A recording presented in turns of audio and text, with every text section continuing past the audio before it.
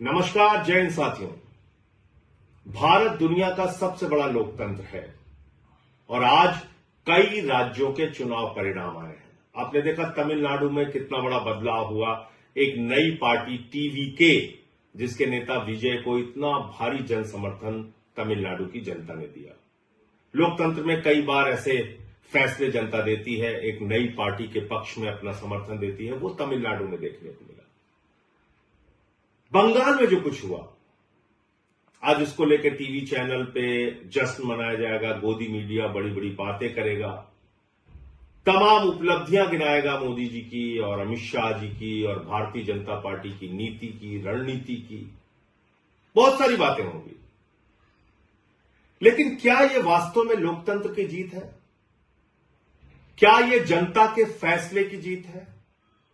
क्या आज इस चुनाव परिणाम के पीछे का जो सच है वो इस देश के लोगों को भूल जाना चाहिए और सिर्फ बीजेपी का गुणगान करना चाहिए?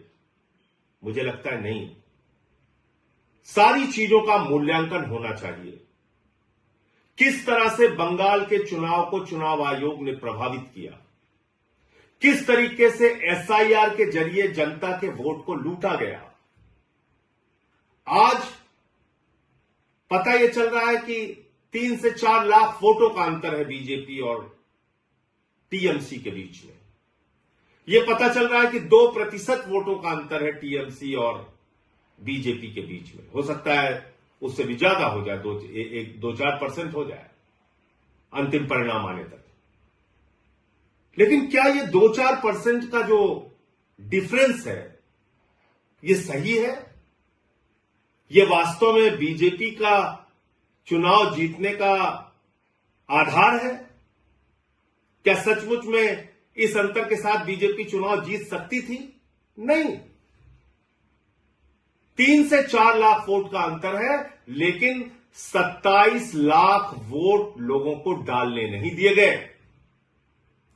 और इस काम में माननीय सर्वोच्च न्यायालय का भी फैसला आने में विलंब हुआ और सर्वोच्च न्यायालय का फैसला तो सब लोग सुन के हैरान थे कि अगली बार वोट दे देना।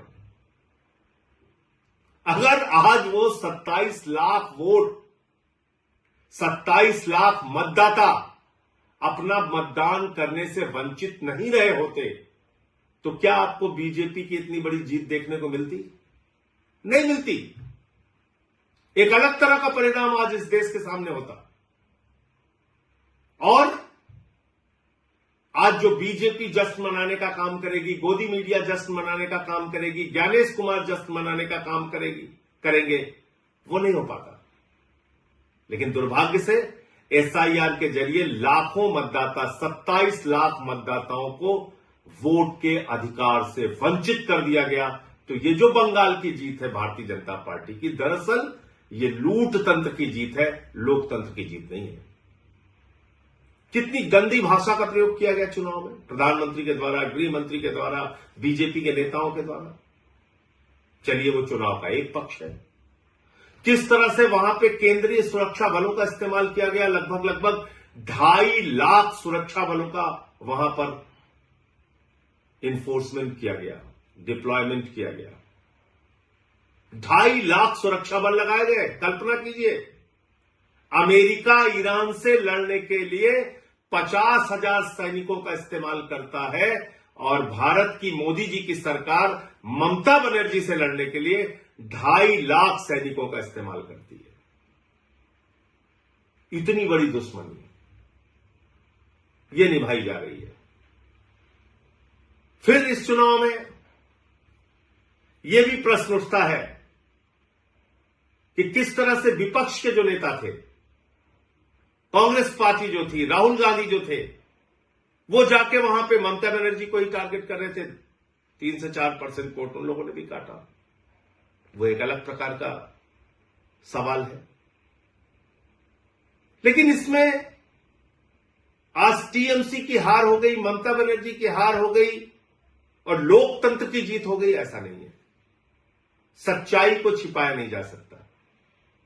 ये एसआईआर के घपले की जीत है, ये ज्ञानेश कुमार के घोटाले की जीत है, ये मोदी अमित शाह के द्वारा केंद्रीय सुरक्षा बलों के बेजा इस्तेमाल की जीत है, ये मोदी अमित शाह के इशारे पर चुनाव आयोग एजेंट बन के बीजेपी का जिस तरह से काम कर रहा था और वहां पर सरकारी अधिकारी चाहे चीफ सेक्रेटरी हो, डीजीपी हो, तमाम जिलों के अधिकारी हो, एसपी हो, डीएम हो, जिस तरह से उनको हटाया गया, ये उसकी जीत है, ये लोकतंत्र की जीत नहीं है।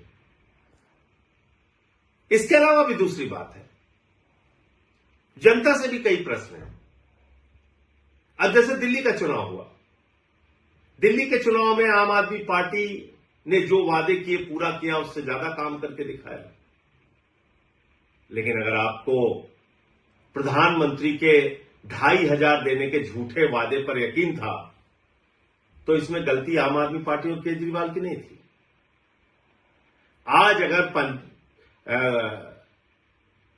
बंगाल के चुनाव में, पंजाब के चुनाव में या दूसरे राज्यों के चुनाव में भारतीय जनता पार्टी जाती है, झूठे वादे करती है, उत्तर प्रदेश के चुनाव में, और उसका मूल्यांकन किए बगैर अगर आप उसको वोट करते हैं, तो इसमें उन पार्टियों की गलती नहीं है।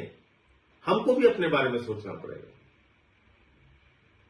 पंजाब में हमारी सरकार ने जो वादा किया उससे ज्यादा काम किया, दिल्ली में हमने जो वादा किया उससे ज्यादा काम किया,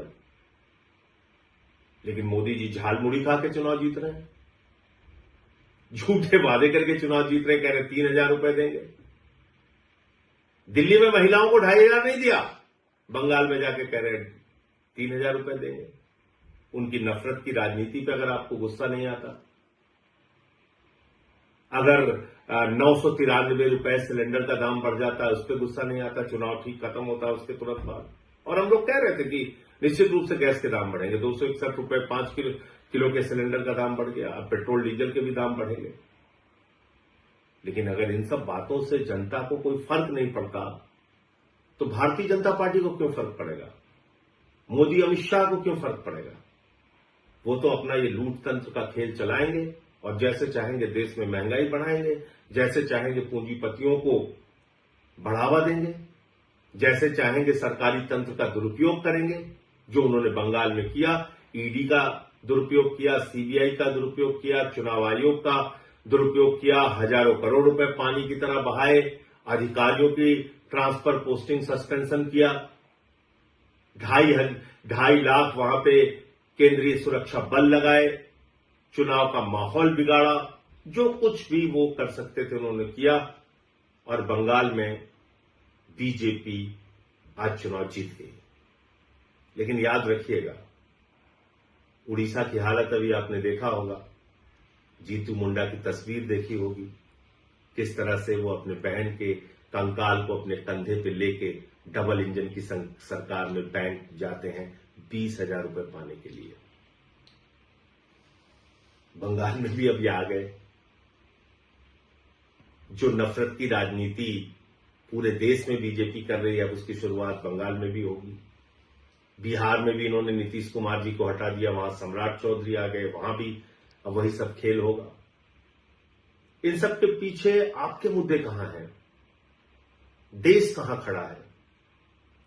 अगर आपको इस बात पे गुस्सा नहीं आता कि ट्रंप भारत के प्रधानमंत्री को हर दिन अपमानित करता है, भारत को अपमानित करता है, भारत को नरक कहता है, लेकिन प्रधानमंत्री कुछ नहीं बोलते, अगर आपको इस बात पे भी गुस्सा नहीं आता कि देश का एक हिस्सा मणिपुर जल रहा है और प्रधानमंत्री खामोश है, पड़ोसी राज्यों से भारत के प्रधानमंत्री के रिश्ते अच्छे नहीं हैं, महंगाई देश में चरम पर है, बेरोजगारी चरम पर है, किसानों की आमदनी दोगुना करने की बात पूरी तरीके से झूठी साबित हुई, काला धन लाने की बात झूठी साबित हुई, और अगर आपको इन सारी बातों पे गुस्सा नहीं आता और राज्य दर राज्य इस तरह से लोकतंत्र को लूट तंत्र में बदलकर चुनाव जीतने का बीजेपी का अभियान जारी रहेगा और हम और आप खामोश बैठे रहेंगे, तो याद रखिएगा, बीजेपी तो अपना रास्ता तय कर रही है, लेकिन लोकतंत्र का इतिहास जब लिखा जाएगा तो उसमें हमको भी कभी माफ नहीं किया जाएगा। जय हिंद।